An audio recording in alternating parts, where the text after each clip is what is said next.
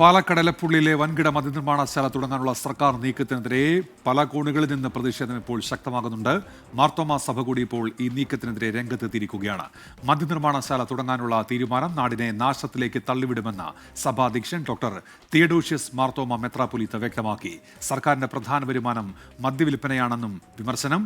Maramon convention ഉദ്ഘാടന വേദിയിലായിരുന്നു അദ്ദേഹത്തിന്റെ പരാമർശങ്ങൾ.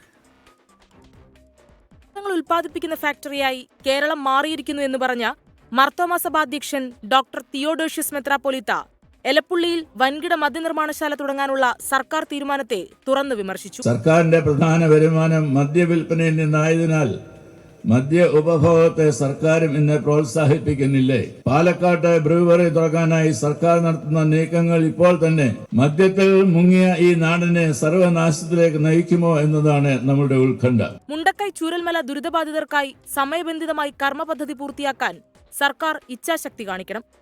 ADM കെ നവീൻ ബാബുവിന്റെ മരണത്തിൽ സർക്കാർ നീതി കൈവിടരുത്. കേരളത്തിൽ നവീൻ ബാബു എന്ന ഉന്നത ഉദ്യോഗസ്ഥന്റെ വേർപാട് കേരള സമൂഹത്തെ ഗ്രസിച്ചിരിക്കുന്ന അപജയത്തിന്റെ ആഴം വ്യക്തമാക്കുന്നുണ്ട്. ആ പ്രിയപ്പെട്ട കുടുംബത്തിന് ദൈവകൃപയുടെ തണൽ എപ്പോഴും ഉണ്ടാകട്ടെ എന്നത് നമുക്ക് ആഗ്രഹിക്കാം, പ്രാർത്ഥിക്കാം.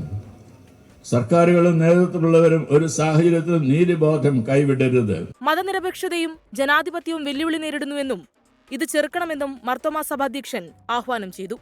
130ാമത് മാരാമൺ കൺവെൻഷൻ ഉദ്ഘാടനത്തിന് കോഴഞ്ചേരി പമ്പ മണപ്പുറത്ത് ആയിരക്കണക്കിന് ആളുകളാണ് എത്തിയത്. വിവിധ ക്രൈസ്തവ സഭാധ്യക്ഷന്മാരും രാഷ്ട്രീയ സാമൂഹ്യ പ്രവർത്തകരും മാരാമൺ കൺവെൻഷനിൽ പങ്കെടുത്തു. 24 പത്തനംതിട്ട.